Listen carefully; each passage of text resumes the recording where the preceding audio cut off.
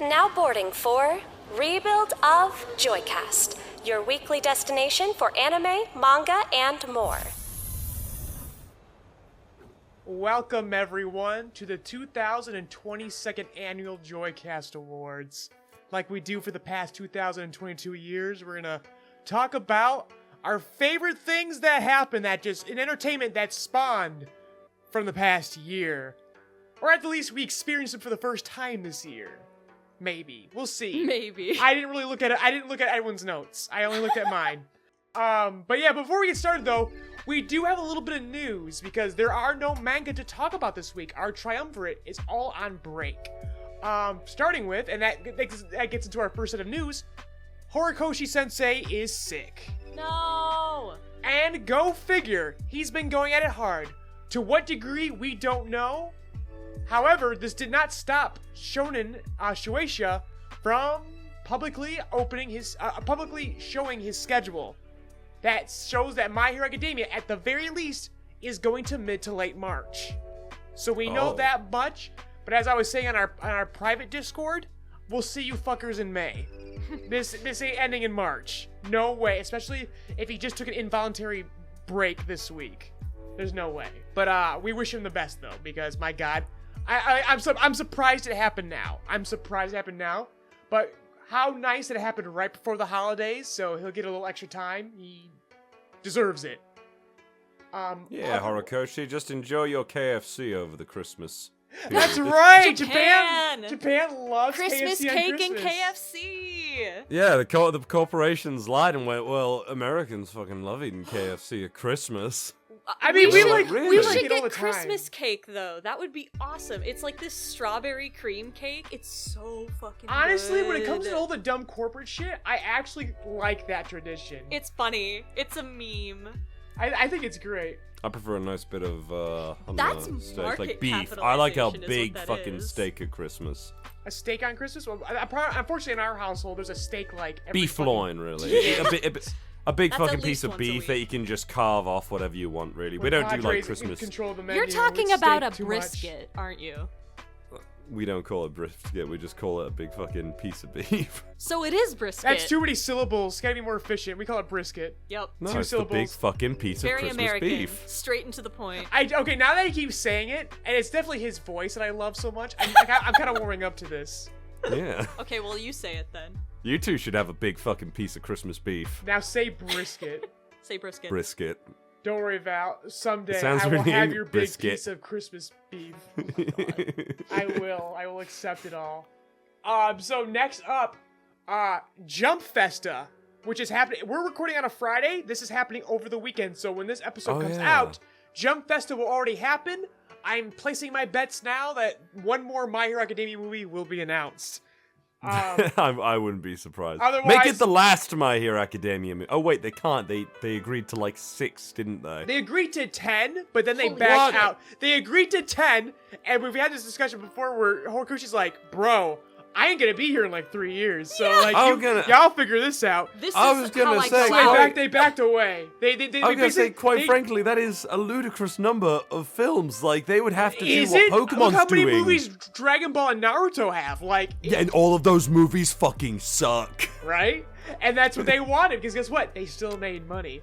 I know. I didn't watch. I know you like the second movie. I never watched the second movie. I watched one My Hero movie and went, you know what? That's enough. More I don't than need I've to watched.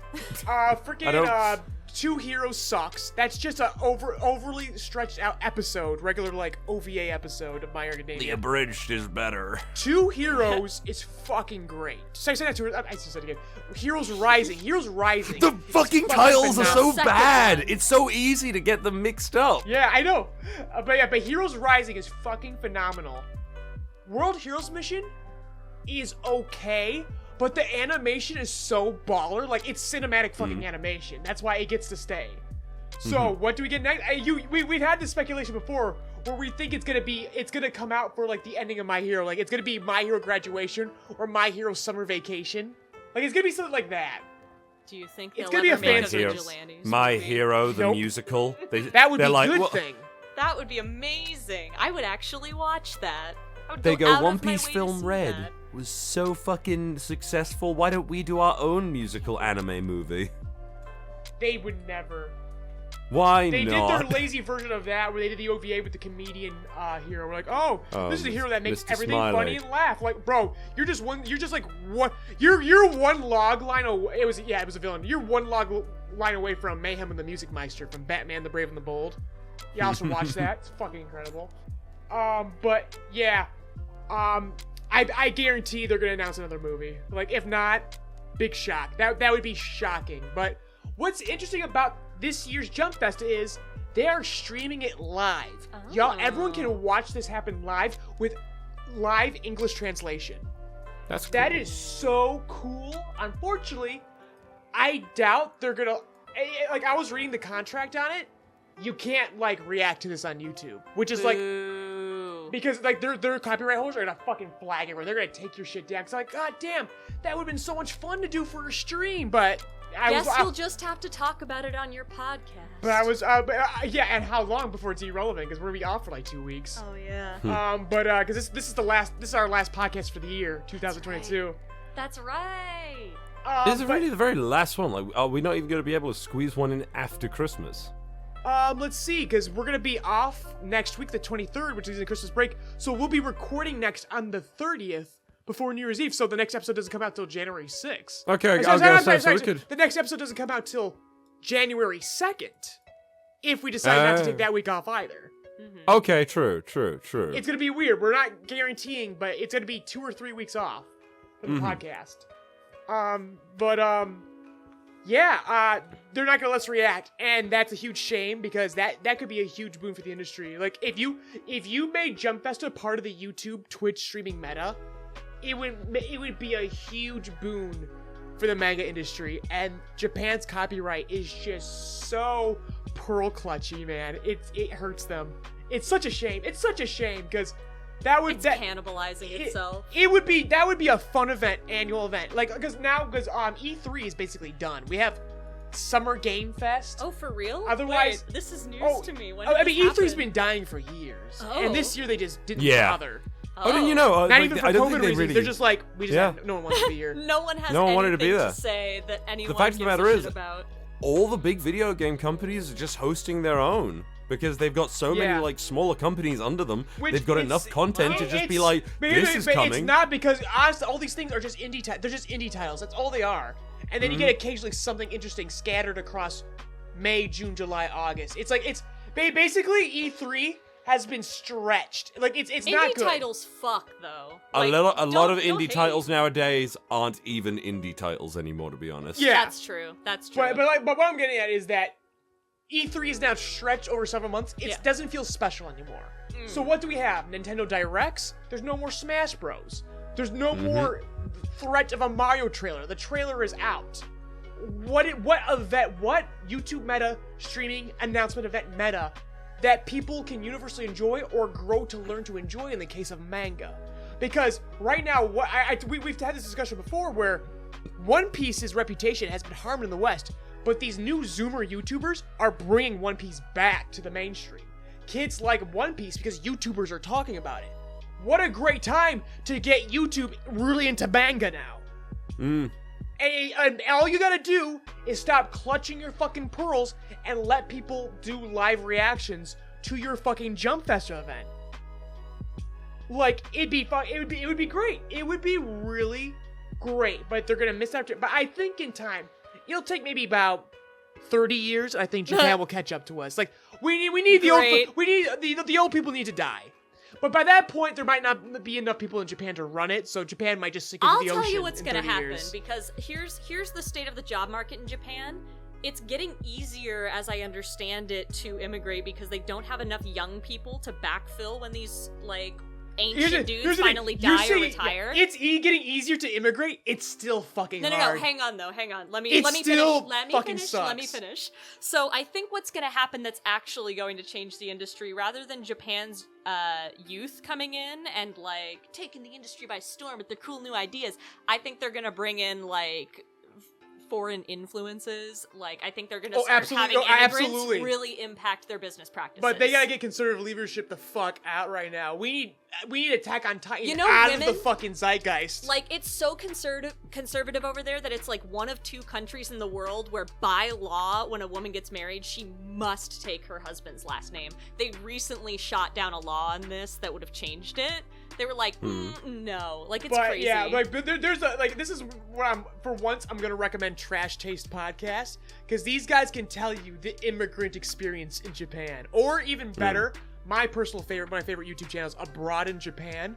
He'll tell you what it's like. I watched that one. He'll tell you what it is like being a quote-unquote foreigner in Japan. Gaijin. It fucking sucks. It's actually really... On the topic, though, of immigration in Japan, it is absolutely needed, but I understand why Japan is very fucking touchy with its culture, because people will come to the country and they won't respect their culture.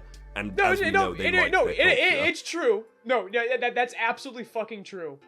But... you'd be surprised how many people do. I was gonna say, it's such a cultural force in the world right now, not just from, like, an anime and manga perspective, but, like, internationally, Japan has impacted, at least in the media, like, the entire world at a scale that is comparable to US media. Ghost in the Shell and everything, Paprika-inspired, what was it, that Dream film? Inception. That everyone fucking loved. Inception, thank you. Yeah, it's absolutely. Weird that it's taken this long to really realize the impact that Japan has really had on everything. There's a fucking Romanian dub of Sailor Moon. Like, that's fucking crazy. So anyway, what do we have news-wise otherwise? We got a little off topic there. Yeah, we really did, but next, though, is the Pokemon anime. This morning, I woke up and got the update. Yeah. So I kept hearing Satoshi. I'm like, he's watching some Pokemon updates. So Pokemon Company has now finally announced that this surprises me. In 11 episodes, I thought it was gonna be done this week. They're gonna do 11 more episodes, and then Ash is done. It's Ash's fucking swan song arc. All right, I gotta watch. And it's done, and they're making a new Scarlet and Violet anime with new protagonists. Yes! I'm God, surprised do you think there's they'll use only any 2 of the game protagonists? Because I will cry if they don't. No, they're using they'll completely be new characters. New original characters. Okay, but do you think they'll run into... I would assume so. I hope so. That's the thing, though. They haven't shown shit. That's the thing. They haven't shown shit. All it was a still promo image for that. So they have not announced the studio. Like, for me, the fact that they're giving 11 more episodes to the current arc, that is a Hail Mary pass. Who the fuck is doing that? It can't be Oriental Light and Magic. Like, who's doing the new anime? Is it still... Did they broker a new deal with OLM and, like, find some new animators? This is fucking fascinating. But, that being said, 11 new episodes. How are these even gonna get done with the current fucking animator wolves that they have? How do you think? They're gonna be terrible. There's gonna be recap episodes. People are gonna die. There's gonna be recap episodes. Like, they say 11 episodes, but like...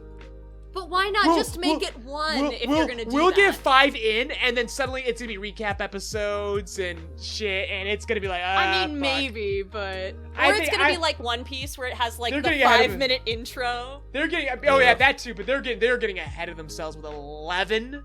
If he said 5, I'd be like, okay. But additionally, remember, we don't know anything about what studios are assisting. Yeah, like, exactly. If there's other That's what studios I'm assuming. board. I'm assuming they're outsourcing right now. Yep. But I do understand why the number 11, because as I was asking around my sources, they said there was a 54 episode order, and when they get to that 11th episode, they will have fulfilled the contract. They had to get 54 episodes. This arc that they were doing got cut down, and they went, what do we do with those final 11? Let's get the most attention possible in the shortest amount of time. Goodbye, Ash Ketchum. He's riding off to the sunset. Everyone's gonna watch. I'm happy for him. I mean, we all are. But yeah. That being said, this won't be an ass. Watch, he'll still be in the movies. Back. He'll be a gym leader or something.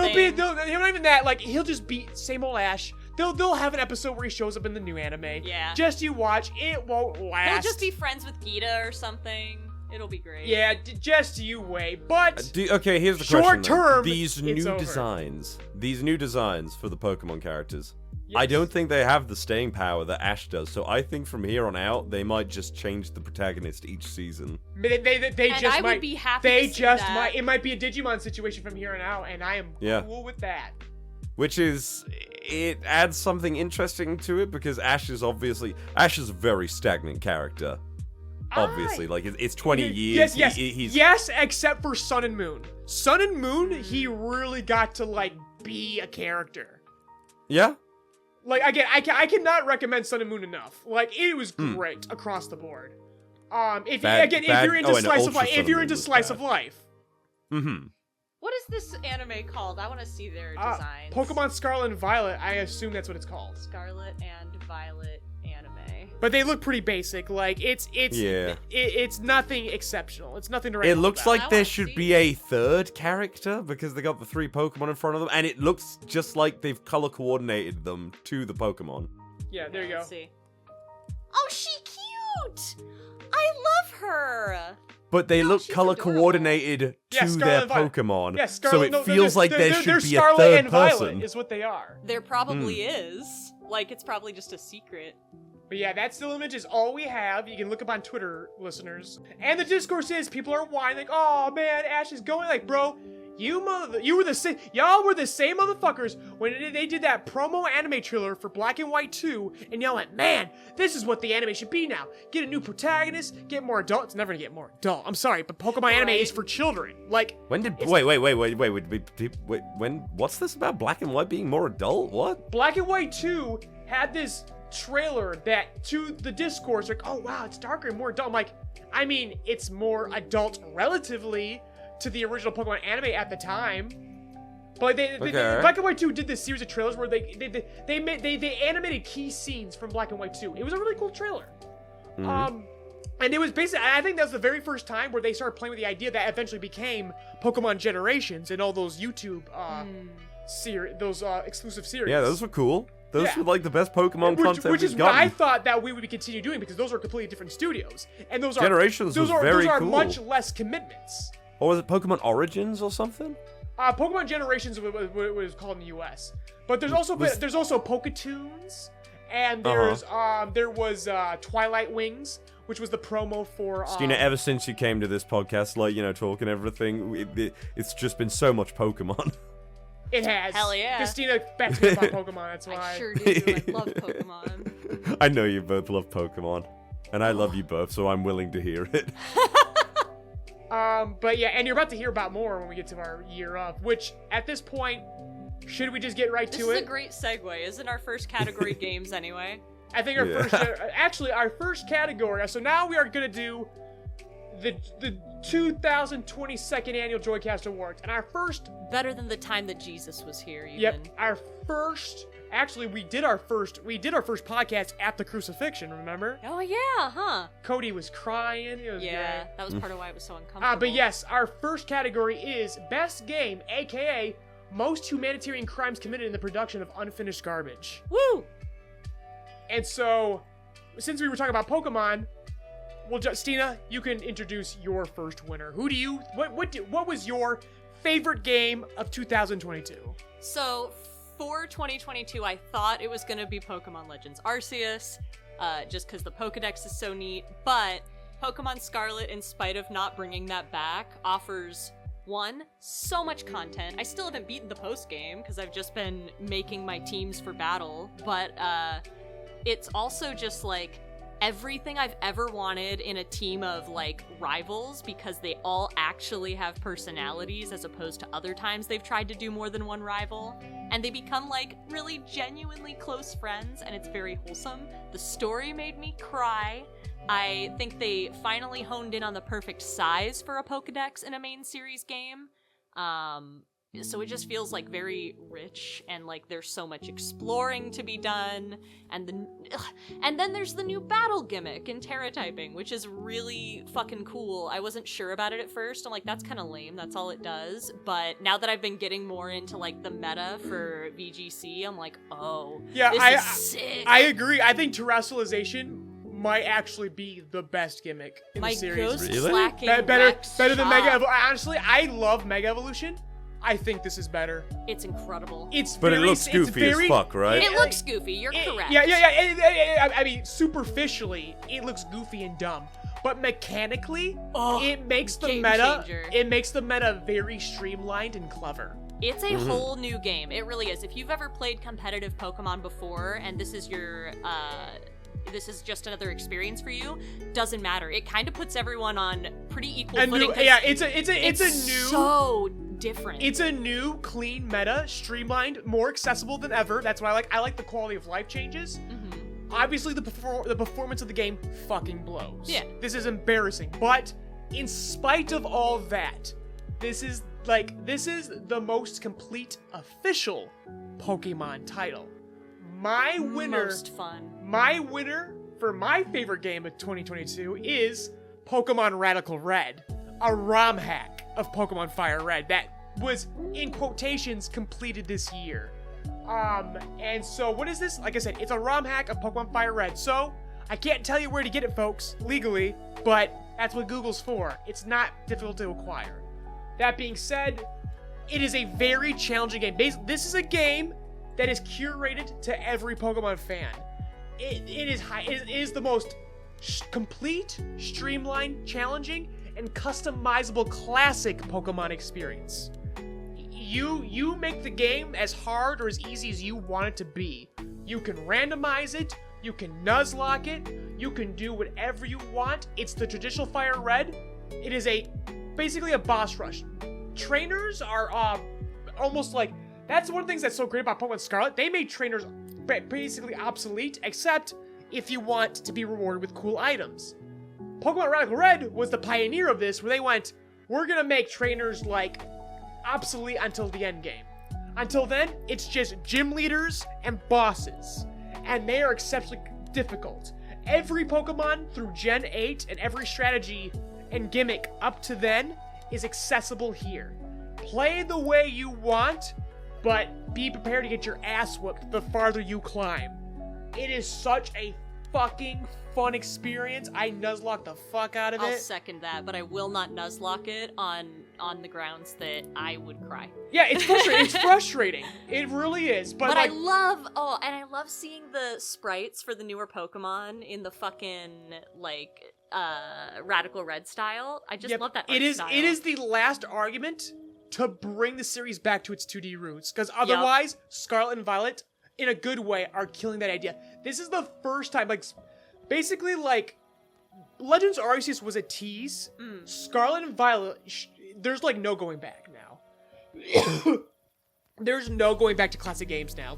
They finally figured they say Sonic had a rough transition to 3D. No, it was Pokemon. And for the very first time, if they can get the performance issues fucking fixed, Pokemon is definitely now an open world 3D game. They found it. Absolutely. They figured it out. They took 3 passes at figuring it out, because they also in Sword and Shield were playing with that shit. Yeah, now but they just need I to had to fire give it to their entire game studio and hire a different team.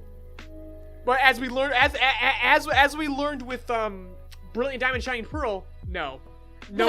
You can't just put Pokemon in the hands of another fucking studio. It doesn't fucking work.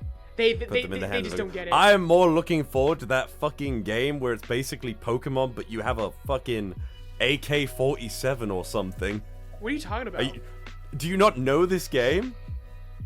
Oh god, okay. It's called fucking Palmons or something. It's basically Pokemon, but you run around this world with just a gun, shooting at them, and then giving your Pokemon or Pokemon replacements. I'm scrolling up this bloody chat I have where I bloody saw it last. Never heard of it. You but can I know that a couple of E3s ago they announced this Korean game that's kind of like a Pokemon yokai crossbreed, where it's heavily. They did I think people remember if I say this. They did a trailer where the characters from the game danced K-pop and shit with fucking motion sensors, motion capture. It was really weird. And be like, oh my Pal god, World. this is gonna be. What's that? It's Pal called World. Pal World, That's and the it one you were looks talking fucking about? ridiculous, and That yet sounds I would. awful. You can give like a little grass type monkey an SMG or something and mow down like. Okay, I see what you're talking about. So yeah, that seems like a fucking like non-fucking copyrighted version of that fucking game that's going around this year, where you could just shoot Pokemon that YouTubers were playing. Talking about the YouTube meta again. But no, but the one I'm talking about, the supposed Pokemon killer, highly graphically competent. I don't know. Again, we talk about humanitarian crimes being committed to get a game fucking going. I don't know how that game ever gets fucking complete or shows up the way it's being represented in trailers. But Pal World, yeah, I see what you're talking about. But I'm sorry, but there will never be. If Digimon can't do it, no one can ever kill Pokemon. It's too big. I don't know. Digimon has too niche an appeal to its design philosophies. And you think that these copycats are gonna do any better? What was that other one? There was another Pokemon fucking killer that came out on Steam like last year that just never quite grabbed. It's like people. Nexomon or something. It was weird. Actually, yes, I'm pretty sure that's what it was, because I downloaded that. I think there's been like 3 There's been a lot. There's been a lot. People keep bidding, but you just can't do too. There was that one where people, I think, got mad. There was this one that came out that had that you didn't have to choose a gender or anything. It's just design your fucking character or whatever. And it doesn't matter, and people were bitching about not being a boy or a girl in it for no reason. It's like, eat my ass. Shut the fuck up. It doesn't fucking matter. If anything, in a video game, that would be like better. Just design the character. It's a video the fuck game. you want. It's almost as if the body we're arguing over is just code, right? Like, yeah. Exactly. But Val, let's finally get away from Pokemon. What was your favorite game of the year? Elden Ring.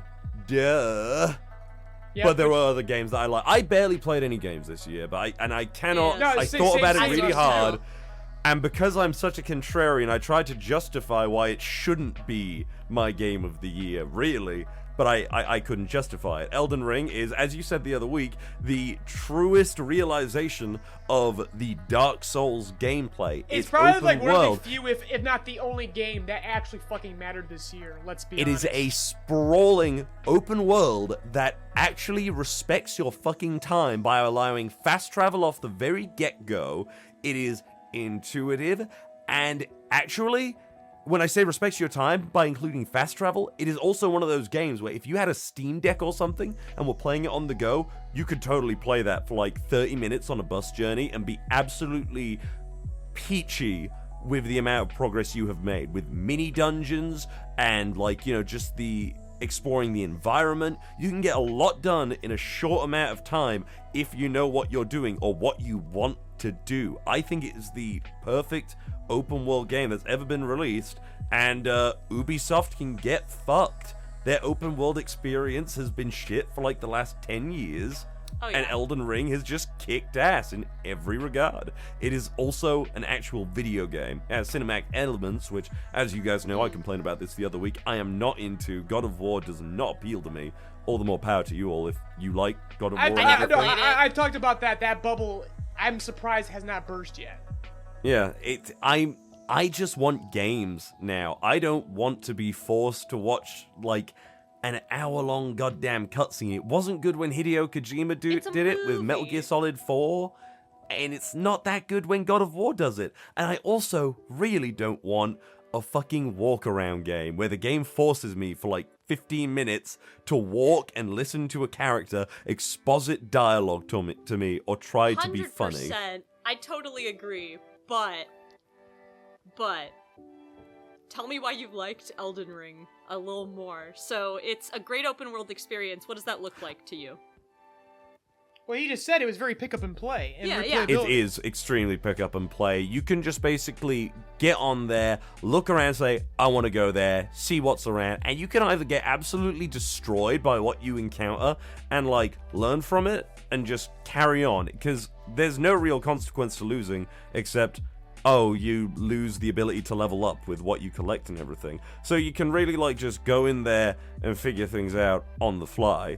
I have also been playing Dark Souls since day one. Not day one, because that's Demon Souls. I played Dark Souls when it first came out. I didn't play Demon Souls because it was a PS3 exclusive, and I absolutely loved it. It is more of that, essentially. And So I it's actually love the world building and lore and everything. I am a sucker for that kind of stuff. It sounds like it scratches the itch, like that those of us that are gonna wait the rest of our lives for the next Elder Rings series game, or Elder Scrolls rather. I think it so. sounds like it scratches that itch, because, like, you know, we're never getting anything past Skyrim, let's just face it. I saw... did you see that Starfield game? No. That's like the new Bethesda thing going on. Honestly, I really think this game has just shown how archaic people's, like, fucking mindsets towards these open world games actually are now. So you're saying it's, like, kind of revolutionary? It kind of is, and yet it is at the same time simplistic in what it does. It just hits everything without being too overly complicated. Are there a couple issues Back with, like... to basics is always better, in my opinion. Like, they want to introduce all these intricate little features that are so new and innovative, but all they do is make everyone's life harder. Fuck you. Give me the basics. There was only one thing I could actively, like, criticize Elden Ring about, and it was that it was kind of hard to follow side quests all the way through, because originally it wouldn't tell you where NPCs were in the world. If you walked past an area and just didn't notice them, though, it would tell you on your map, oh, your friend is here, and it's the next part of, you know, whatever you're doing for them, so check that place out and find them. But at the start, it was like, I wonder where this guy is because I want to carry on that quest, and I'd have to actively look online to do it, and I hate looking online for things, but it is absolutely the best game of the year in my opinion, and deserved its spot this year at the Game Awards. I was genuinely glad. I thought God of War was going to win it, because I do find that... we all thought so too, so it was very nice that it did. Yeah, I was surprised last year when The Last of Us 2 won. I genuinely wanted Ghost of Tsushima to win, because that game blew my fucking socks off. Yep, the right one won, but so... Best movie, aka best content that's mercifully under 3 hours. And Belle and I have both got the same one that almost kind of taunts that 3 hour mark. Like, I think we did a whole episode of the podcast dedicated to it. The Batman. Yeah, the Batman. It was freaking sick. I actually forgot I watched it when we were talking about it. Because it was so early this year. That's why. Right, it was March, wasn't it? It was February, dude. It was a Valentine's Day flick. I think I saw it in March, though. Maybe, but I think I saw it in March because the cinema was maybe it was quiet early when I March. went to see it.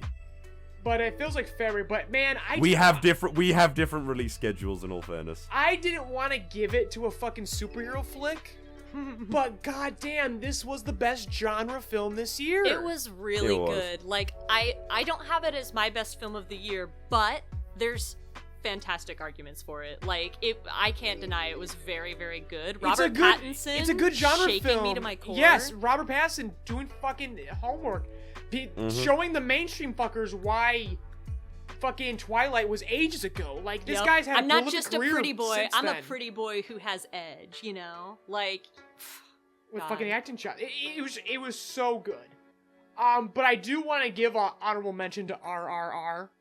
which I still haven't watched and really need to before the end of the year. Bollywood flick that took people by storm. It's on Netflix. Oh my gosh, that was also just a good... Like, the Batman is a good film. R.R.R. is a good fucking time. Another long-ass film. That one could trim a half hour. It really could. Yeah. But, oh my God, R.R.R. is so fucking great. I'll say my honorable mention is probably One Piece Film Red, just by process of elimination, with it being the only other film I saw in cinema that not came good out enough. this Just year. because you didn't see enough films, Film Red is not that good. I'm sorry. I'll say it's as any you film know, that you I saw enjoyed for the it a first lot. time this year. Certainly, you saw other movies for the first time that maybe didn't come out this year that were better. So it doesn't have to be something that came out this year. No, just something you consumed for the first time this year. Fuck the rules. Yep. Oh, just because I can't allow Film Red to be in your honorable mentions. Jeez, I don't know. That's a good question. The Sleepers. What's the Sleepers? Tell us. Sleepers is about a couple of boys who get put into a juvie, essentially, after they steal a man's hot dog cart. Being little rambunctious rascals, they drop it down a subway tunnel and it, like, puts a man in a coma, or kills him, I think. and they get brutally molested by the prison guards. One of them played by what's it called? Footloose himself. Kevin Bacon. Yeah. What the fuck? Yeah, Kevin Bacon rapes boys in that film.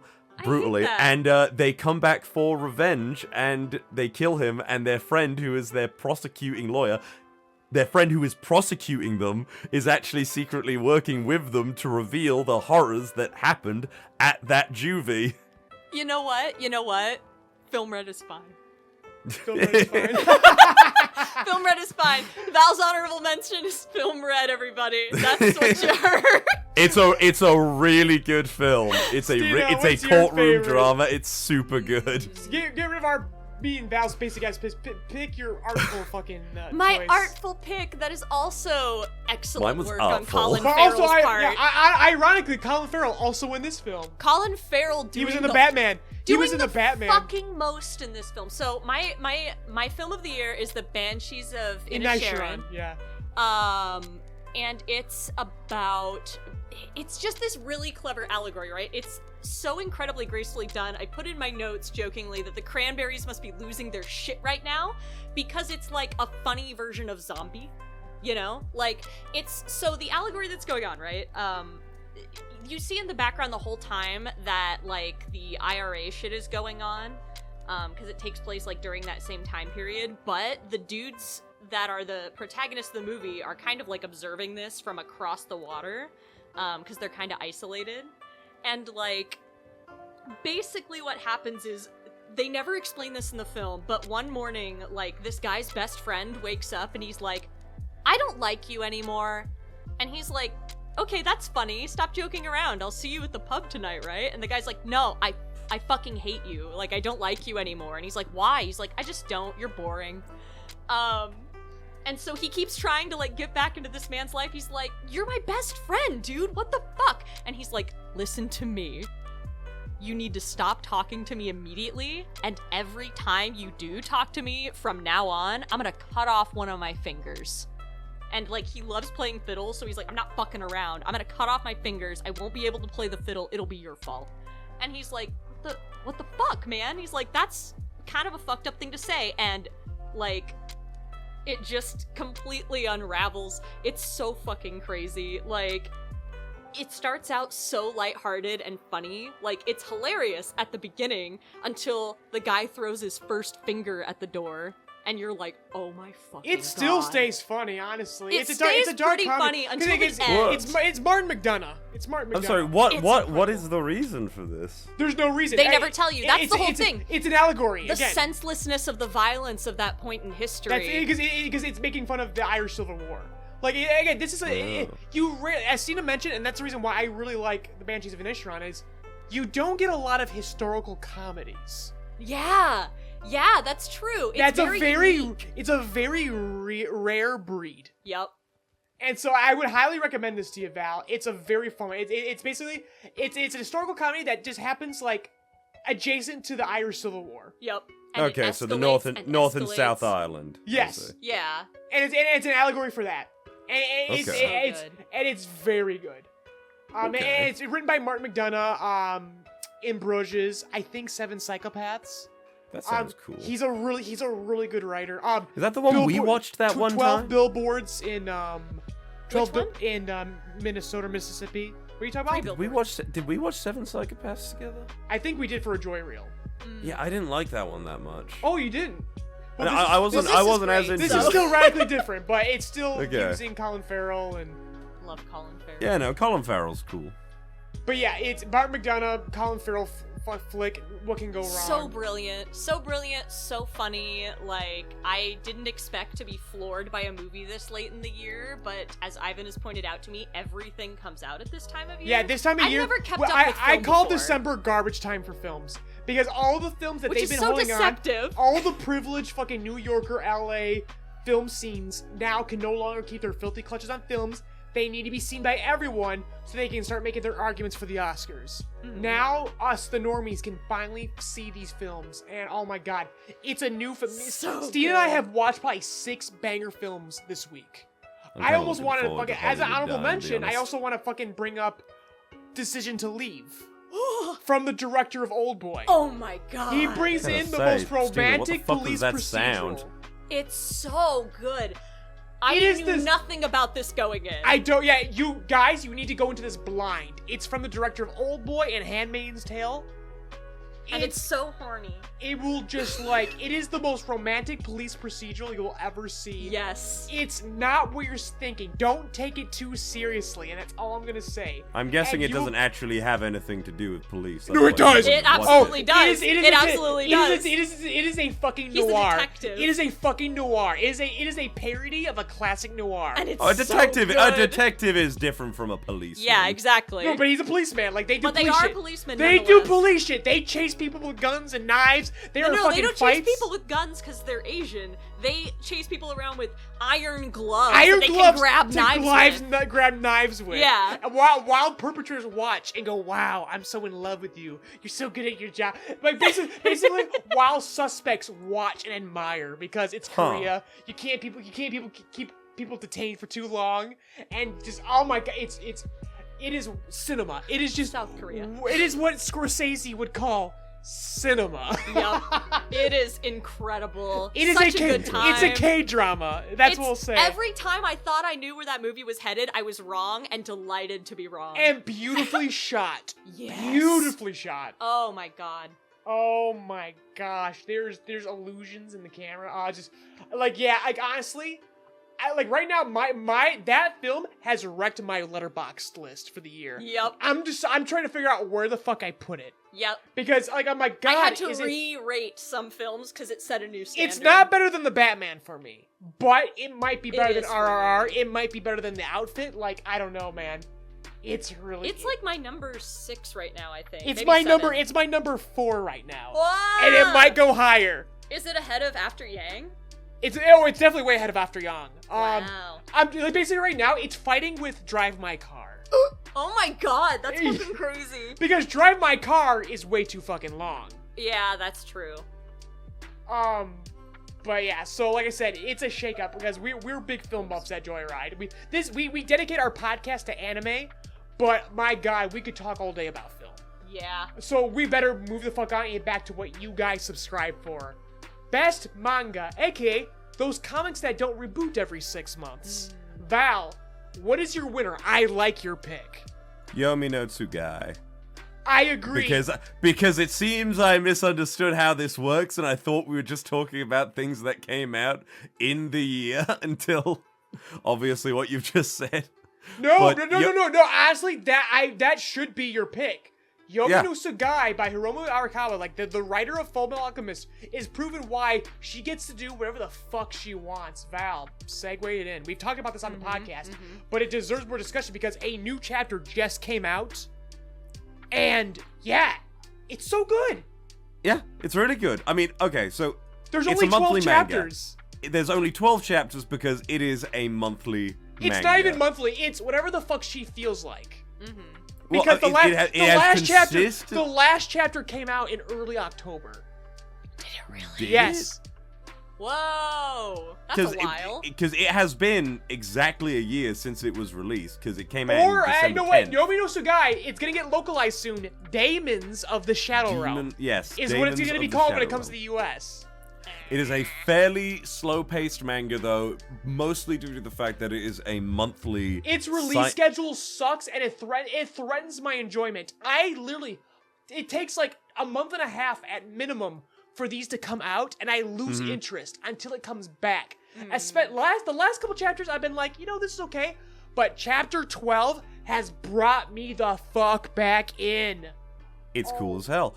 It is basically, we get like 60 chapters a month, which in my opinion is completely worth the wait of a month, to be honest. It does not bother 60 pages, me that much. Not chapters. 60 pages. Oh, yeah. No, I misspoke. 60 pages a month. When Hiromu comes back, she's ready to feed her babies. She's like, hey, kids, I'm back with that good shit. Yeah, we're like Koi in the pond, and she like puts like extra big chunks in for us and everything. Yeah, so we talk about we talk about shonen. We are so like, we highly favorite Jump as a shonen manga magazine. And we're That's talking the about most relevant stuff. Yeah, because it is the most relevant, mainstream friendly. It's the one that everyone wants to talk about. But if you want to talk about who is currently the champion of classic shonen, oh my god, it's Hiromu. Yomi no Tsugai is so classical shonen battle jump, like, and it's not even doing that much battling. The end of chapter 12 definitely brings back the battles, but just the way it handles its characters is so classical and yummy, and the build-up of the interpersonal relationships and everything, like Asa and Yoru's relationship, is really growing on me, personally. Every character is relevant and likable and adorable, even if they are clearly the villains. They're all, like, operating on their own basis, essentially. Like, Asa has kind of betrayed her quote-unquote family that she works for to sort of keep her brother safe by erasing someone that they are interested in from an image that she has taken on her phone. And again, she did it purely out of her own personal interests, which has had indirect consequences of her protecting her brother's faction. It's great. Again, the key word here, it's the reason why I love Fullmetal Alchemist. Character economy. Everyone is useful and relevant and fun. There is no wasted piece of the buffalo. Every character, even these throwaway goons, are now lovable scamps that we're going to love and adore. Like, it's, oh my gosh.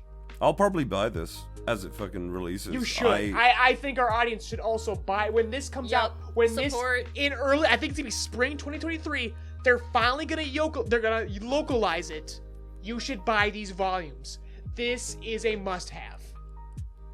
This should be supported. This is the last bastion of classical shonen jump right here. It's Yomi no Tsugai, and it's not even a jump manga. It's just Hiromu's whatever. It's her freaking God, if you're about to say magnum opus, I disagree. No, it's not magnum opus. It's the exact that's opposite. Fullmetal Alchemist. It's not a magnum opus. No. She's got more ahead of her. Vanity, it's her vanity piece. We're talking about. It's her vanity piece. Yeah. This is her vanity manga. This is her flexing because she can do whatever they want. She releases it whenever the fuck she wants. When it comes out, it's always amazing. Yeah. So how many things has she written? Fullmetal Alchemist, Stray Dog, Shanghai, Yoma Kikai, Raiden 18, Soten no Komori, Hero Tales, which is a lesser-known work of hers, to be honest, between 2006 and 2010, around the same time she was doing Fullmetal Alchemist. She branches off. She branches off a lot, Stina. She'll be, like, working on something, and then it'll be like, oh, here's another thing that I'm doing. She'll chase her new. I'll stand by it, then. I don't think she's reached her peak. Yeah, that's the reason why Yomi Tsugai comes out whenever the fuck it comes out, because she just chases her rainbow. Leisure. Yeah. Because it doesn't matter. Money is not an object to her because Fullmetal Alchemist. She's set for life. She does whatever she wants. And currently, as of December, she wanted to do another Yomi no Tsugai. And we feast because of it. I would actually say as well, Silver Spoon is actually super good. It's about a young boy going to a farming school. Yep. I didn't realize. Agricultural school. I love that show. So yeah. Oh, you didn't realize it was her? No, I didn't. Not at all. Oh, but fair I enough. also didn't read the manga. I only watched the anime. Did you watch or read Fullmetal Alchemist? What? Yeah, we've had this discussion in the past. I watched both the anime I was gonna say, I think that was the first episode I was on, but it's I talk about Fullmetal Alchemist to so many people. I know. That's your baby, dude. It's your baby. It is. And it's fair. Like, it is one of the greats. I have talked about it being like the thing that made me. I watched Fullmetal Alchemist and then I looked at Dragon Ball Z and I compared the two because they were both anime, and I was just like, this is a good story, and this is poo-poo garbage. Yep.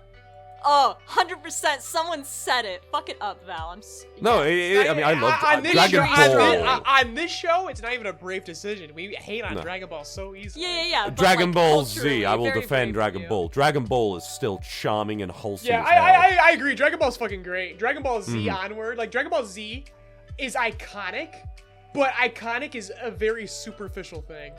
Right? It has Batman no substance. is iconic. Like, a lot of what we get out of the Frieza arc is stuff we self-assigned. Like, that was up to the audience's interpretation. If you were to ask fucking, Akira Toriyama. Yeah, Akira Toriyama, there you go, thank you. If you were to ask him what the Frieza saga was about, he'd be like, bro, big funny hat and alien man. And even though it's like this huge like racial allegory that's been assigned by the audience, like Dragon Ball Z is not that deep. It gets worse with time. It's getting worse with age. And Dragon Ball is still a perennial. Super is embarrassing, and we're not gonna say any more because we'll be here for hours. Stina. Yes. So you brought this up recently, and so I just read it, and I agree with you. It's not my favorite of the year, but my God, it's up there. Stina, what is your favorite manga of 2022? So, shout out to Colleen's Manga Rex for bringing this into my life, because I don't watch a lot of manga YouTube, but I'm going to from now on, because holy shit.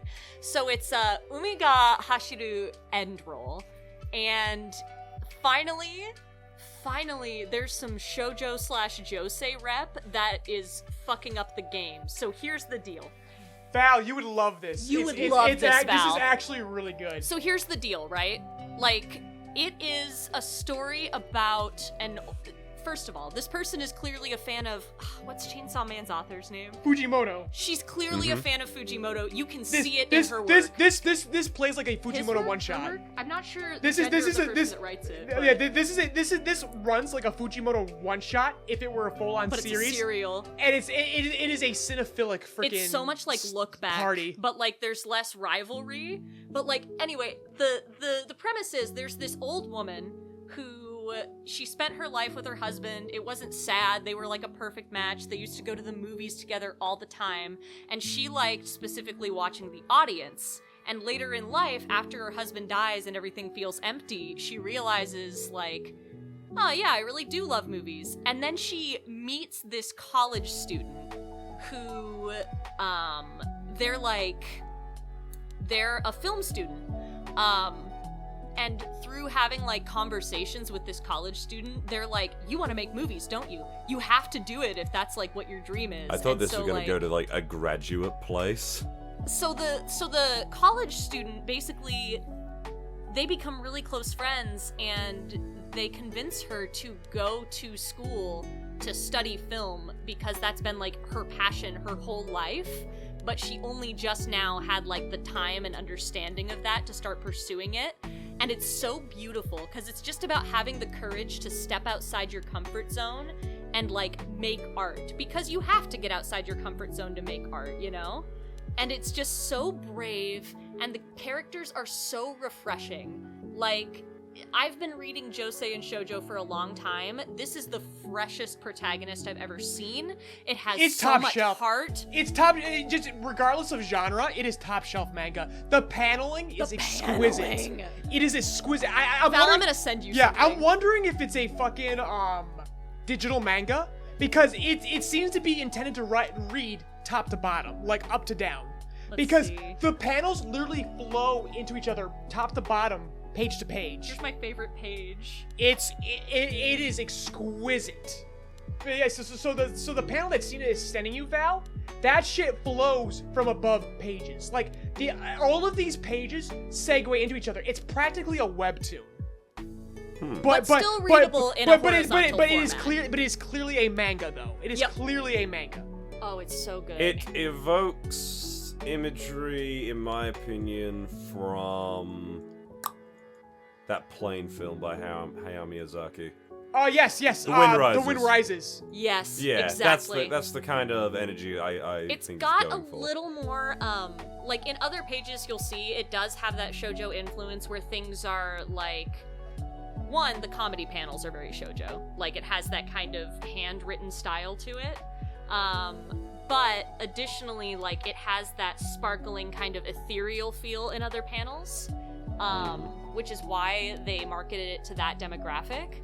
But this story is so, like, regardless of genre, so mature, so relatable, so honest. Like, it had me in tears. It is incredible. And I can't believe this is the first I'm hearing of it. Blows my mind. It's still running right now. Yep, so Umiga Hashiru Endroll by John Terashine. Yes. This is a relatively new manga. 8 chapters out right now. All great. Honestly, when people get on this, it seems to be monthly. because 2020 though. yeah, it looks like it started in 2020. So it might be more of a not monthly. It might be more of a Quarterly. Quarterly. Like it's a quarterly The chapters situation. are meaty though. Like Yeah, it's worth it. they're big chapters. Big chapters. Yeah, it's kind of it's somebody's I make it when I make it kind of situation, but it's great. It's really great. And so, for my manga of the year, I'm giving to Dr. Stone chapter 233. It was very contentious. I was like racking my head to the evening last night about who I was gonna give this to, and I gotta give it to Dr. Stone because it ended this year, and I discussed how it was very rushed out the gate. It was unfortunate. It was a big bummer, but overall, Dr. Stone was one of the most innovative shonen manga ever conceived. We took that time off, and when it came back, man, you don't realize what you got till it's gone, because Dr. Stone 233 fucking wrecked ass. It was basically they did a one shot. Senku wakes up in the middle of the ocean and he rebuilds. It's like chapter 1 of Dr. Stone all over again, but now it's in the middle of the ocean. He rebuilds, he finds his allies, they build a fucking society on the ocean, and they move forward. It's basically a fun little epilogue to the overall series. Oh my god. It's hopeful. Well, how does it improve upon the epilogue that the series already had? The epilogue the series already had was, again, rushed. Here it was, well, this is what Senku and his gang are doing right now. Society is still being rebel. Nothing is ever going to be perfect again, but Senku is still going on adventures, and you're seeing one such adventure. And it's really fun, it's fan servicey at the same time, but it's just innovative. It is innovative battle shonen. Positive sci-fi. Like, you don't get shit like this outside The Martian. That's a book and a movie starring Matt Damon that you should all watch. I was about to say David Bowie. I was thinking about The Man Who Fell to Earth. Yeah, read that too. But highly influential of Dr. Stone, actually, ironically. But yeah, Dr. Stone chapter 233. I believe it's been attached to the final manga volume that has either come out or is coming out within the next couple months. Again, it's just like all the manga that came out that was supposed to replace Dr. Stone has already been canceled. Like, you could tell that that Shueisha was really, really regretting their decision to rush Dr. Stone out, because my god, they were begging for more when that fucking one shot came out. Because that one shot also sets out the possibility of more one shots or even maybe another spin-off. Because Shueisha is so desperate right now, they go, oh my god, Dr. Stone was actually really good. We shouldn't have canceled it. We shouldn't have rushed it out the fucking door. We should have gave it another year. I still think it was on Boichi leaving, to be honest, to work on something else. It wasn't, because Boichi's just doing he's like Hiromu. He does whatever the fuck he wants, and he wasn't begging to leave. He was doing just fine with Dr. Stone. So, like, it was being rushed out the door because there was a lot of shiny new manga that Shueisha wanted tested, and it didn't work out. It happens, man. It fucking happens. So don't be surprised if you see it. would happen So less. do not be shocked if you see a Dr. Stone spinoff come in the next couple of years. I'm surprised Ruri Dragon isn't on one of your lists. Ruri Dragon, I needed some more time with it. 5 chapters wasn't enough for me to fall in love with it. I like it. Oh yeah, it was only around for 5 chapters. I thought It was only at around least for like 5 10. chapters. If it comes back, it's a huge if at this point, because I'm not hearing shit anymore. The last thing I heard about Ruri Dragon was the manga volumes sold fucking hotcakes. Like, Yeah, it was really bonkers. People love it. But the most interesting thing is the label on the manga volumes is Jump Plus. It might be moving to Jump Plus, which could only be a good move. That could only be a great move for it. I pray it comes back, because it was very good. How are we feeling about anime? How are we feeling about anime, aka those cartoons with Deku in them? Yeah! Val, you and I have a universal agreement. You have my second place pick. So you bring it up, Val. Ranking of Kings, of course, because when it was coming out last year, me and Ivan Osama were ranking! hyping. We were hyping it up like last year and early on As this you year. should. When it ended, it was definitely the best thing to come out this year that I watched. And I didn't watch a lot this year. I think I watched Cyberpunk Edge Runners recently. You still watch a lot of good stuff. Maybe a second pick, and I usually like my like Cyberpunk Edge Runners was good. But Ranking King was my baby. Ranking this Kings year. isn't just the best anime this year. It's one of the greatest of all time. I literally called that shit as goat as hell the instant that trailer dropped. You were heralding it, dude. I saw you retweeting every fucking trailer that came out. It just immediately appealed to me, like the fucking cartoony aesthetic. I like the medieval setting and everything. It just irradiates charm like a fucking nuclear core. Great it was character. so good. To recap for the audience who may have been new to this podcast, we used to talk about this series all the fucking episode to episode. We follow this series. Oh, and it was amazing. Basically, it's about a deaf and mute protagonist who is considered weak in a world of great kings. He's weak as fuck. It's set up like a battle shonen. It's a world where the kings of every kingdom are on a ranking scale, and everyone's competing to be the best king because the best king has the best kingdom. And this young character named Bochi inherits a fucking circus. Man, this is Game of Thrones, the anime. But it's very cutesy, well animated. Some of the most daring since Mob Psycho 100. With an edge. Yes, with an edge. Again, it is the Game of Thrones. I mean, it may look like a storybook, but when you keep holding those pages, man, it starts to get dark. One of the first actual fights. This is some dark actual high fights we fantasy. Is really grounded but also like quite bloody, where it literally just ends with a man getting impaled. Again, these fights put Mob Psycho to shame. Chest. They put Mob Psycho to shame, not just in the quality of the fights, but in the daring, the experimentation with the medium. Oh my gosh, you can. The Ganga is all over Twitter if you want to look it up. Like, these guys were playing with every fucking 2D and 3D program in the book to make something that you would not, you wouldn't be able to tell was in fucking Blender. Like, it's...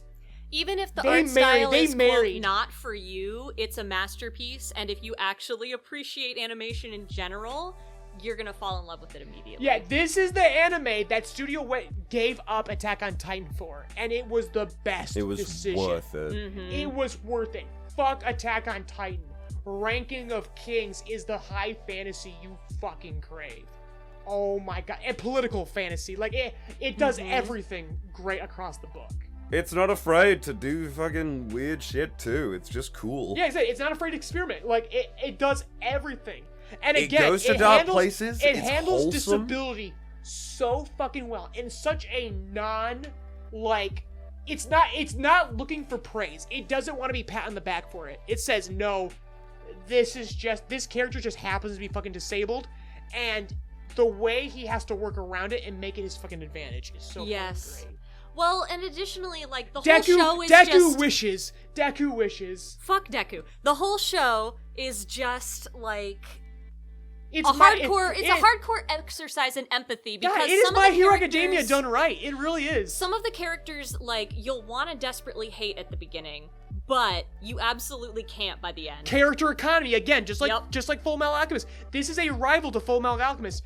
Every character fucking matters, and you will go through the emotional color wheel of how you love and or hate them at very different intervals. Again, it's Game of Thrones.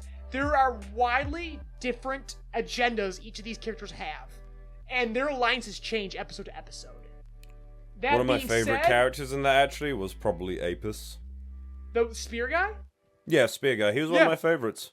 Yeah. His whole deal was that he was like, just more dedicated to the woman that gave him confidence than his kingdom and Boji's succession, because he was hardcore royalist for Boji to be king, because that's what King Boss wanted. But the instant that Miranjo came into the picture, he was like, all right, I'm doing what you're doing. Yeah. My favorite guy, was it Boti? Who was the snake guy? The snake, Oh, no, Bebin is my favorite knight. Hell yeah, Bebin. Bebin's my favorite dude. Snake guy. Dude, he's my favorite design-wise. Oh yeah. God. He's gotta go. And he's the first, asshole you're introduced. You're like, fuck this guy. But then it turns out he actually has the best interest in mind. Everyone is operating on their own code, and when the whole series is said and done, you will fucking respect it. Actually, you know what? I think who's the king of hell? The king of hell, Despa. Yeah. I think Despa's my favorite, as my mother said. Wait, His Desha. Japanese. Gesha. His voice actor sounds like Japanese Homer Simpson. Yes. And I was like, that's fucking hilarious, because she's right. I want to true. show some love to our queen because Yeah, she's great too. she is the Oh. one that at the beginning, like, I was so not Circe sold on. wishes. Circe wishes. She is becoming, like, the story, her arc is just the story of her going from being a mother in the sense of, I birthed a kid and I want what's best for them, to a mother that, like, genuinely wants her children to be the best that they can be. And, like, I just, like, she becomes a mom who stepped up through the process of watching her, she is like, her adopted introduced. son grow. She is introduced as the ugly stepmother. Yes, yes, she is, absolutely. They are preying upon a trope. She becomes the awful stepmother and turns into the mother who fucking steps the fuck up. She's incredible. Yeah, like honestly, I Reigning like of her Kings pointy is nose JoyRide and tickle certified. bitties. Yep. If you have not seen the series, you must watch. There is an English dub. You have no excuses. Yep. And It's actually a really good English dub too. It's a an great- amazing English But dub. I one should of have the been best- Despa. It's one. Yeah. Val. We were fucking. Oh my god. The we minute were, that fucker showed up on screen, I'm like, that's literally just Val. the only reason you lost the role, Val, was because they gave it to Sabit. I mean, Sabit was The grandfathered. only into reason the I lost the role. role is because I wasn't invited. Val, we were trying so hard. We were tugging every You're ball praying. sack at Crunchy.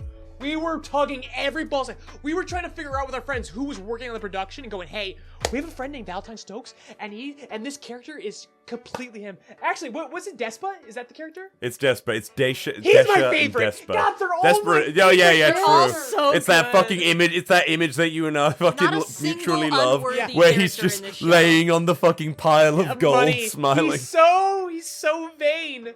Ugh. But he's so great. His vanity is his greatest strength. But really yeah, is. audience, and you know the best part is?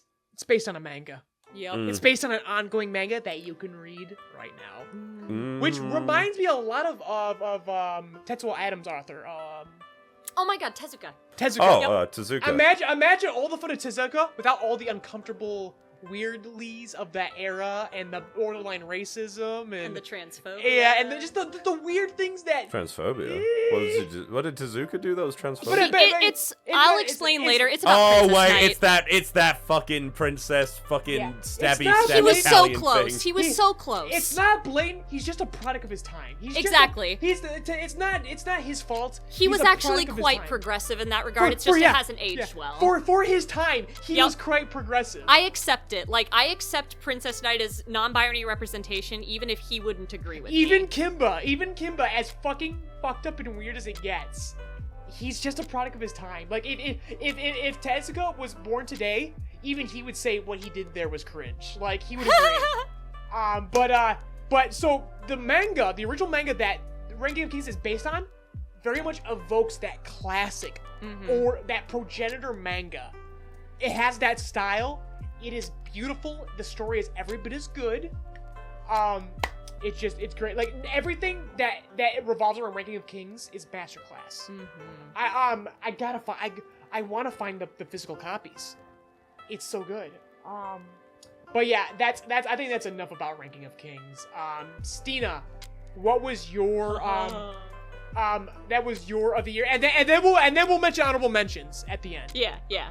But Stina, what was your anime of the year? Because I also agree with this in the most opposite fucking direction. Because the production is so jobber. This Yep. looks like shit. It looks like shit, but it's a Netflix anime. it's a hidden gem, like, that I think by virtue of it, one, looking about as, quote, good as Oji-san, fucking, it's Kotaro Lives Alone. Kotaro Lives Alone is just incredible. It's technically what's the one that's not shonen?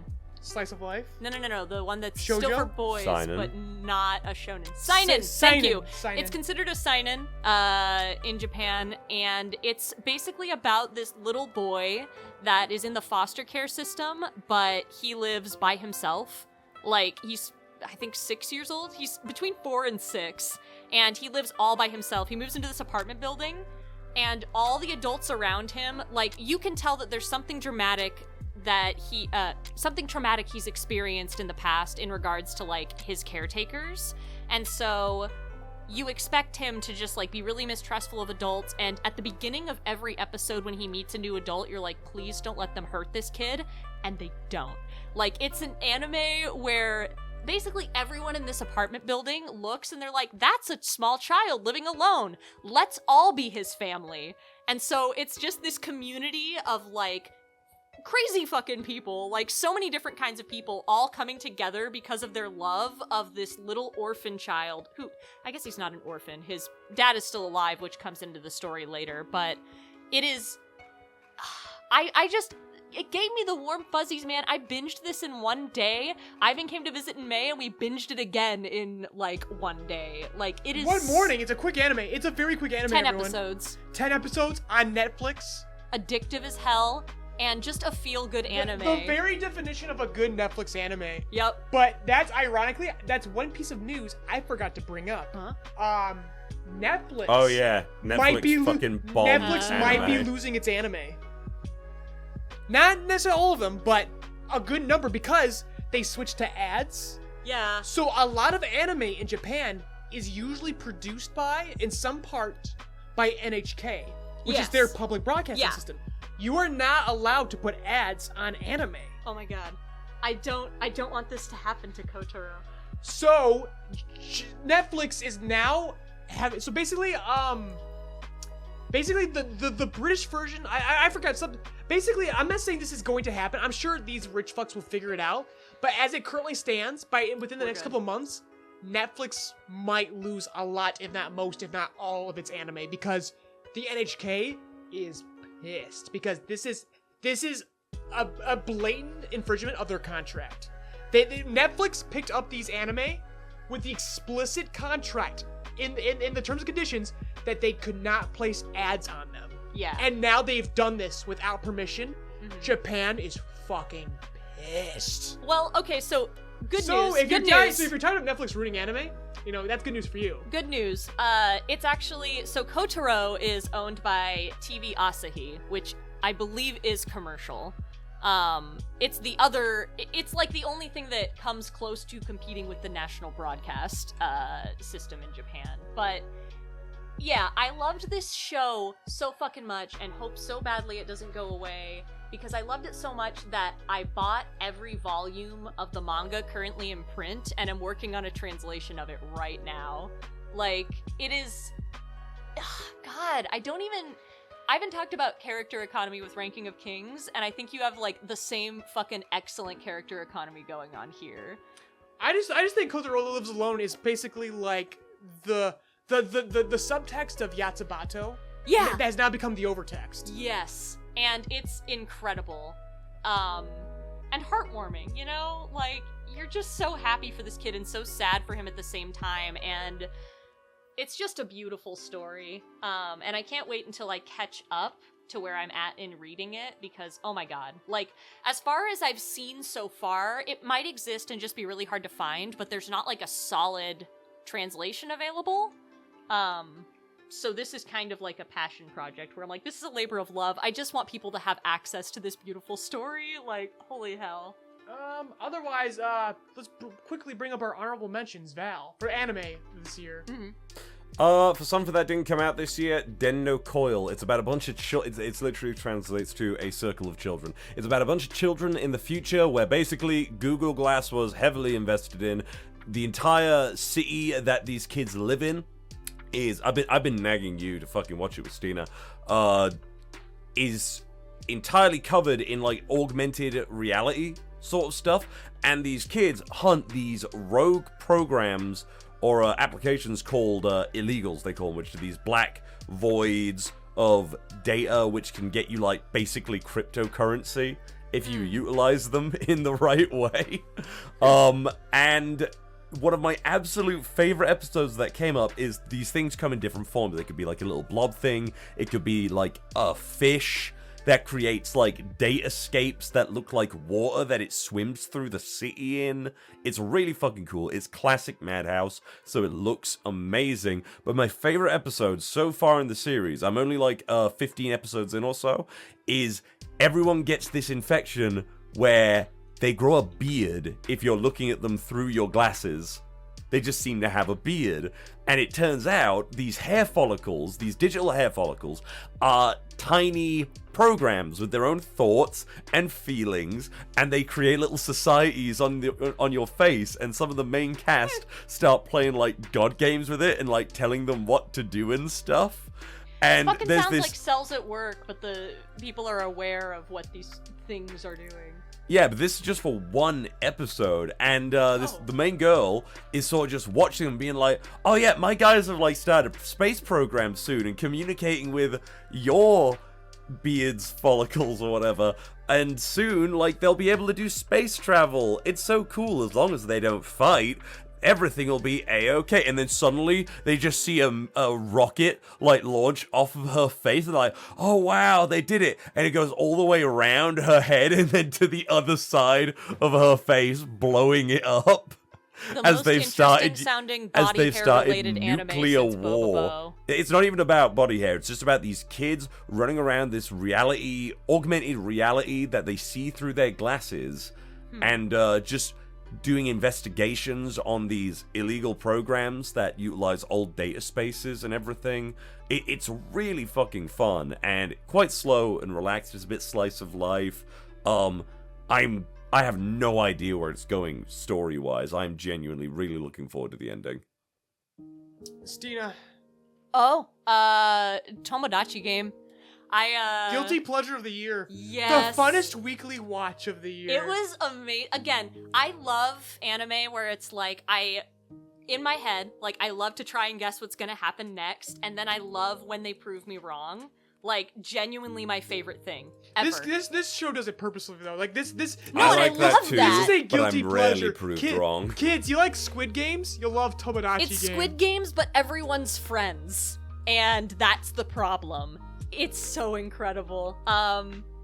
The protagonist is this fucking light Yagami motherfucker who basically ends up in this game. It's not a death game, it's a debt game. And so, like, one of them is in seriously bad debt, but you have to buy into the Tomodachi game with some money. So one of them has stolen the money for their class trip or something. And then, like, these 5 people that used to be so close on the student council end up in this game where your debt is either doubled or eliminated. According to, like, the results of these really basic, like, childhood games that they play. And it's just, it's so fucked, but it's so fascinating. The manga is also still running for this one, so I anticipate we're gonna get another season at some point. I think it did very well. The anime did very well. So. Good. I cannot Even wait. though it was a jobber production, it did very well, so that means... And it looks pretty good for a jobber. Yeah, but the fact it's a jobber that goes, oh wow, lots of money, cheap production. Oh, they're gonna finish this series. I'm so excited. Until the wheels fall off. Yeah, no worries. So I'm gonna keep it moving. Another guilty pleasure, another great weekly watch. Lycoris Recoil. They're not guilty pleasures if they're good, damn it. Like, Lycoris Recoil was the most fucking, like, Top Gun Maverick anime of the year. Right politically neutered, just balls-to-the-wall action with cute girls, and with fun character economy. You just enjoy everyone being there. I had a good-ass time. I can't, it was just fun, man. It was just fun. Even all the surrounding material, like the spin-off manga and light novel shit, clearly commercial as fuck. But the audience, anime itself, he's not even talking to you. He's talking to me. Yes. But the anime itself was somebody's passion project. Like, you could tell that the creators of this series had a fucking blast. Best lesbian anime, possibly of the decade. One of the best protagonists. Imagine Shigaraki with a Hawaiian shirt. Love her. If we were actually, like, doing this at, like an Oscars deal, like, the spotlight would come down directly, point at me, and you'd just be looking at me the whole time. And you'd be sitting there eating your grapes and scowling. You come up to the stage. Oh, no, it would be that cat meme, where it's like, I'm just sat across with my fucking salad or something. Alright, so, best podcast, aka most fun listening to white dudes talk about pointless shit. Aw, I'm DQ'd. Obviously, JoyCast, right? JoyCast, duh. Y'all. JoyCast. Though I do want to give an honorable mention to these backwards echoes. That's my number one because I'm very conceited. only one episode came out, but man, it really made an impression. But what would be your It second hits choice? hard. What's your runner-up for the choice What's your runner-up, best Stina, podcast, for Stina? podcast? Oh, obviously, JoyCast. JoyCast. Hey! JoyCast is just so good. I wish the American dude would shut the fuck up, but otherwise, it's really fun. Fucking, so, and speaking of not getting political, what was JoyBoys' choice for best thing that happened in 2022? Yeah, I Queen saw this Elizabeth! a while Death ago. of Queen Elizabeth! Congratulations! We're horrible. We're fucking terrible. But now Val's walking off the stage to slap us. Just slap the both of us. This is his Will Smith moment. Okay, It is. but now the most important thing though, the people's choice for the best thing in 2022. In our private Discord, we polled everyone. We said, y'all, what did you just fucking love this year? We gave some very general categories, and then we put a poll on YouTube to ask everyone publicly, what was the best thing to happen in 2022? And the audience, by a huge margin, agreed it was Spy X Family. Big surprise. And Which is fine. Which is fine. It's great. It's a good ass time. It's a people pleaser. Maybe my real best choice for best thing in 2022, because I am all on board for that shit. Like, it's amazing. I'm glad it has been received so well, because I know Studio Wit were a bit worried after Ranking Kings. Yeah, they're They like, were wow, we got "This is bankrupted by Ranking of Kings." They were like, this is probably the last passion project they ever work on, and I'm glad that Spy X Family is doing so well, because that leaves room for more Ranking Kings in the future. Oh, hell yeah. Yeah, isn't there gonna be like a little mini fucking special? or There something? is a mini OVA. Yeah, I because can't wait. thanks Spy X Family. Spy X Family carrying more than one company. Spy X Hell Family yeah. is kicking Carrying 3 ass. companies, which The best thing that happened to the anime industry. and JoyRide Entertainment. I'm frankly glad. I'm frankly glad it's not a Mappa thing, because I am so like over Mappa right now. I think we all are. I think everyone's tired of Mappa, but unfortunately, I think even Mappa's tired of itself. Get ready for another schism very soon.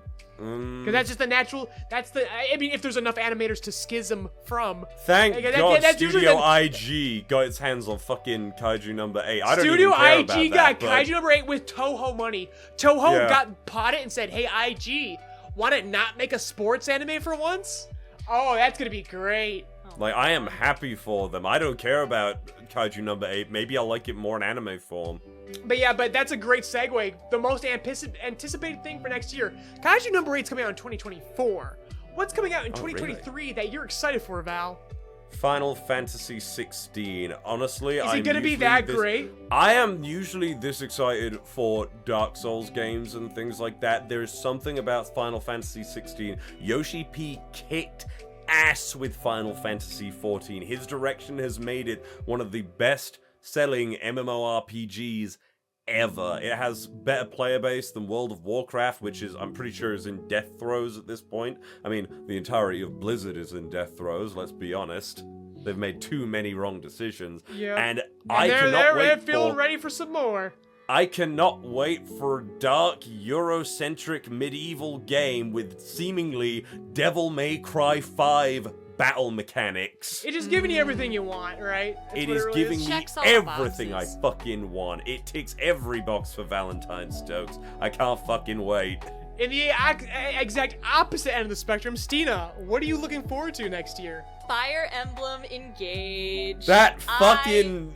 Looks like the most commercial Fire Emblem thing since I Fire don't Emblem give Heroes. a fuck. I will dick ride Fire Emblem until I Oh, die. I'm gonna play. I mean, I'm gonna play it. I'm so the excited. Colgate-looking motherfucker. Pepsi-chan and Colgate. I son. didn't get into Fire Emblem until Awakening, like I think most of the Western fan base. Stina, that I'm is right under I the waited age for of 3 35. houses. I'm the most I basic. had So, I like- had a free Fire Emblem game that came with the ambassador pack of the 3DS because I got one really early, and Yeah. that was cool. But Awakenings got me into absolutely got me into Fire Emblem. Yeah, like I've always loved strategy It RPGs, saved the but the franchise. only one that I was super aware of when I was like in high school was, of course, Final Fantasy Advanced Stina, Tactics. you need to play. What? Hang on. I was gonna say, yeah. I was like, just wait. I'm sure I'm gonna say it. Yeah, Final Yes, Fantasy yes, you Advanced did. Tactics. And then when Fire Emblem Awakening came out, and I got my grubby little mitts on that, I was like, this is everything I have ever wanted. So yeah, and then ever since, every single main series game that's come out, I've had like within a week of it being released. I'm thinking of pre-ordering this time. I love Fire Emblem, so I cannot fucking wait, and I don't have to wait that long because that comes out in January, baby. So 2023 is gonna peak early, which I guess could be a problem, but at least I'll have Fire Emblem to cope. Personally, I'm surprised at yours, Ivan. Are you surprised? It is surprising because I did not like Into the Spider-Verse when I first saw it. When it first came out in theaters, I saw it, and something I don't didn't... remember that. I don't remember this at all. What? I was like, it's good, objectively good, but something about it doesn't seem right. I think because the screen was too big and it's kind of 3D fucking style. That's fair. Something was off. Every time I have watched it since, probably 15 to 20 times at this point. Really? I love it. I've only watched it once, but I find something about more 4 to times. love about it each time. I just fucking like adore Spider-Man. Into the Spider-Verse. Across the Spider-Verse, it's gonna be more of what I fucking love, baby. I didn't think we were gonna get another one. I'm excited. I'm so excited. I'm not going to poo-poo on your choice. I am kind of like, I wanted specific character sequels. I didn't want the Spider-Verse to specifically be the big thing. I wanted more like these characters from the first film to like get You their wanted own like a spin-offs or something. Spider-Gwen specific? I wanted Spider-Gwen, I wanted we all Spider-Man Noir and everything. Give I it wanted time. wildly, Give I it wanted time. really wildly different art styles and genres for these films. That's what I would have been and cool give with. it time. If this thing sells like hotcakes again, there's this, and there's a part 2 that comes out the following year. Once What? they've done that, there's they had to divide this film. It's so big, apparently. I'm not that's sure the part how I'm not I excited feel about. that. That's the part I'm not excited about. I just want more of this. And no, but as you said, Val, give it time because they were definitely discussing a Gwen. I'm still gonna specific. see it, believe me, because I also absolutely love Spider-Verse. I grew up on Spider-Man. That was my superhero as a This kid. gives me everything that I fucking like, man. Down to the fucking score by Daniel Pemberton. Like, oh my god.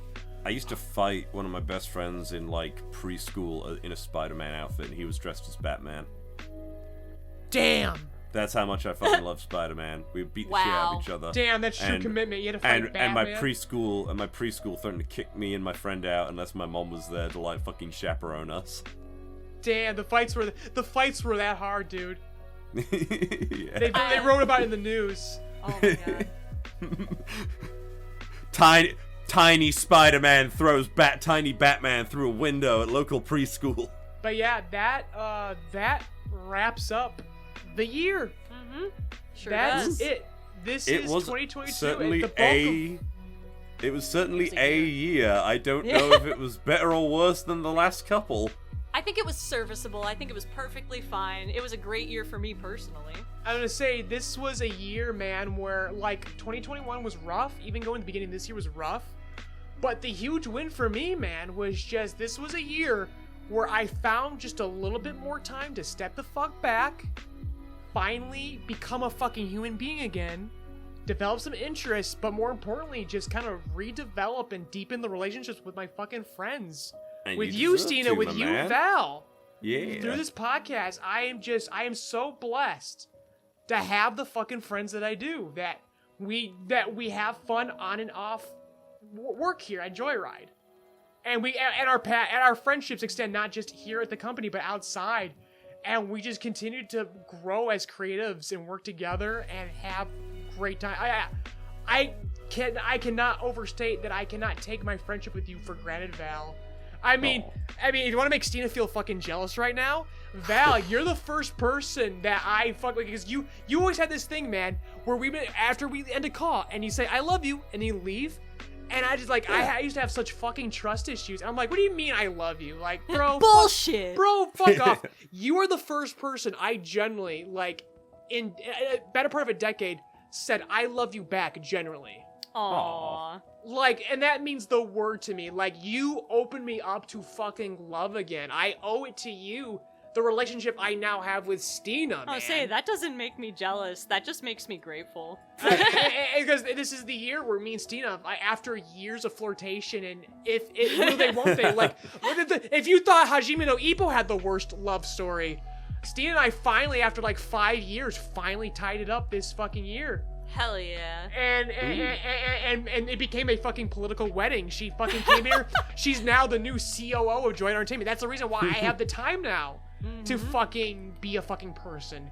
Because now she's the other half. And we also got to give props to Mr. Cody Rock. Hell The yeah. producer of this podcast would be impossible without Cody Rock. It especially would not be on YouTube without Cody Rock.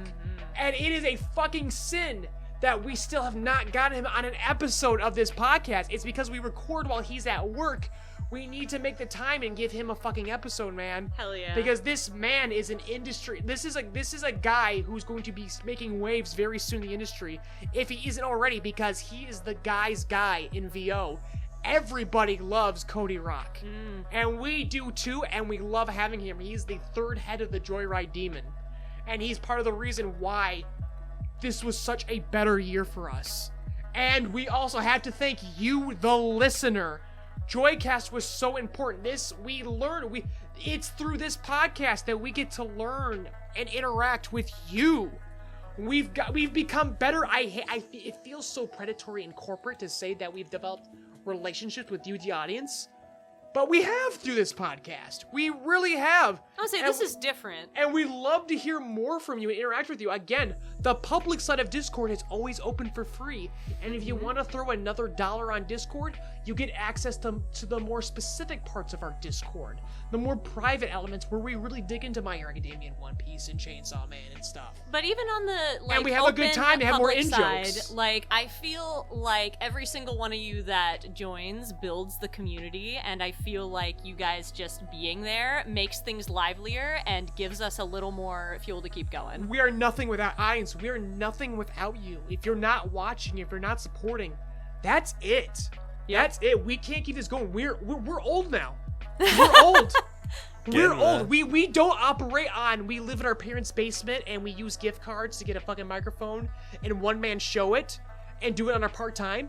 This is our job. And if you don't support it, we don't have this job anymore and we have to go back to our day jobs. Yep.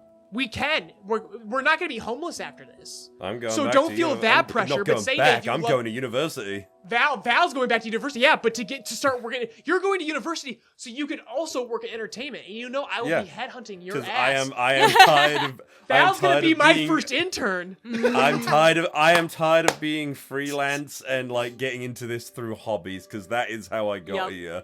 Yeah, I've been getting emails from interns, and I'm like, bro, I'm waiting for Val's email to be my intern. But audience, we can't do this without you. We are so fucking grateful to you all. We survived this year. We could have died this year, and you guys fucking latched on to our new strategy, these new podcasts, these new parodies. You said we're building back from the ground up, and you guys are buying into it, and we're here to stay, hopefully. We gotta survive another year, but last year, I didn't think we were gonna make it. This year, all the love and hope in the world. I am excited. I cannot wait for you guys to see what we got coming next. Any last words from you two? Merry fucking Christmas, everyone. Merry Christmas. We're going to be back to kick it in the ass again next year, and pretty much ditto what Ivan said. That's thanks to all of you. So, bless, fucking... Stay safe. Blessed Yule, happy mess. Saturnalia. We love y'all. Have the best one. Keep it safe. Even if the family situation ain't good, if you got friends, you've got contacts, if it's your other fellow JoyBoys, man, rally it the fuck up. For the first time this year, I'm going to enjoy the fucking holidays, so you better fucking do it too. Everyone, peace, take care, see you next year. On the train. Choo-choo.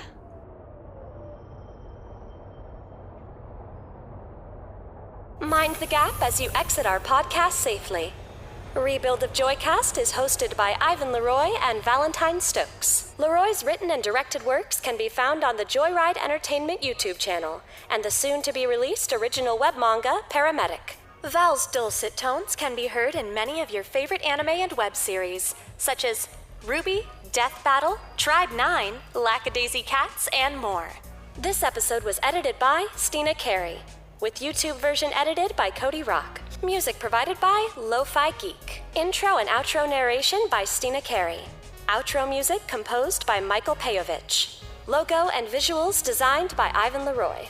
Rebuild of JoyCast is produced by JoyRide Entertainment and Rock Voice Productions LLC, and made possible thanks to Patreon donations from generous listeners like you. This month's highest tiered Patreon producers are Mr. Host, Gooner Bear, Mary Bowtie, and Hope D. Cruz. If you would like your name shouted out at the end of each podcast, an invite to our private Discord to interact with fans, cast, and crew, or early access to all of our content, be sure to check out JoyRide Entertainment's Patreon. Links provided in the description. Thank you for keeping JoyRide's engine burning.